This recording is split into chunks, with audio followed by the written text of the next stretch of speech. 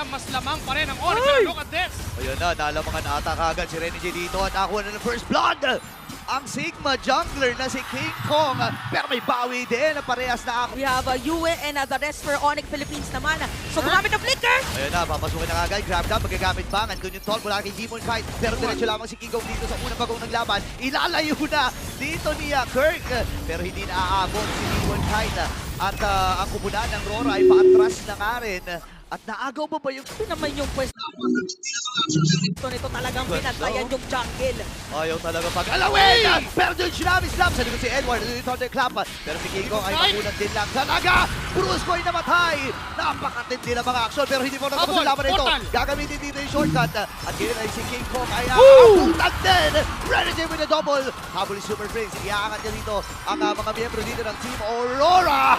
At buhay pa rin. Pero not for long. Dahil si Demon kahit ang kukuha noon. Ito yung sinasabi natin na may switch yung Aurora. Right from the early game, wala pang ultimates yung chip, hindi pa sila pumapalag, pero meron pa rin tuloy na laban dahil alam ng Onyx Philippines medyo lalamang sila kapag may Kalea na kasama dahil dun sa heals na binibigay din ni Brusco. Ayaw awatin eh. Oy, awatin nyo naman itong dalawang kumunal na to.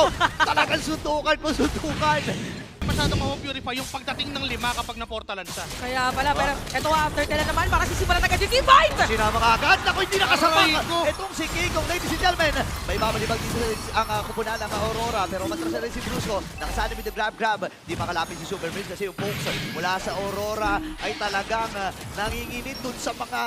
Looking for the side of Onyx Philippines naman, ang gusto nila ay kumuha agad ng ganyan. Ayun na, hindi yata nila pagkagalawin si Renji. Naibuhat, kaya lalabitawa pa rin yung shortcut.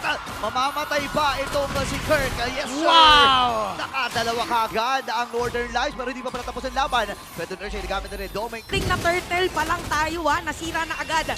Yung mid lane turret, reset the plane na naman. Portal. Bato para sa side na Aurora. Okay, atras muna sila dito. Nagamit yung grab.